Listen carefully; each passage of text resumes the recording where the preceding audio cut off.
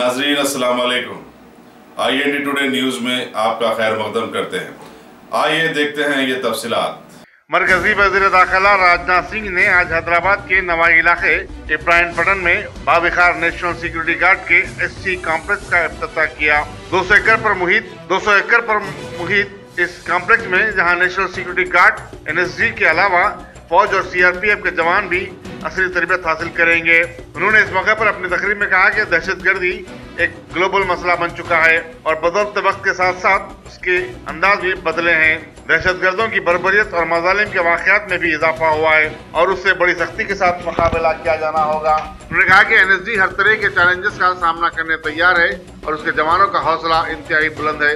इस तकरीब में गवर्नर ESL नरसिम्हन, रियासती वज़ीर दाखिला N Narasimha Reddy, director general police NSG Sudhir Lakshatiya, director general police Telangana Mahender Reddy और commissioner police Rachakonda Mahesh Bhagwat भी मौजूद थे। हमारे NSG के जवानों के हौसले माउंट एवरेस्ट से भी ऊंचे हैं। जो उनके अभी तक के कामकाज को, उनके परफॉर्मेंस को हमने देखा है। मुझे तो यह जानकर बेहद खुशी हुई है कि NSG की टीम 2019 में मिशन माउंट एवरेस्ट पर भी निकलने वाली है।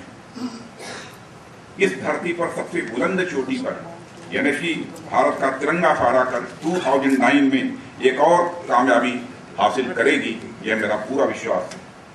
मैं 2009 में मिशन माउंट एवरेस्ट पर निकलने वाली 16 सदस्यीय NSG को भी अभी से अपनी हार्दिक शुभकामनाएं देता हूं।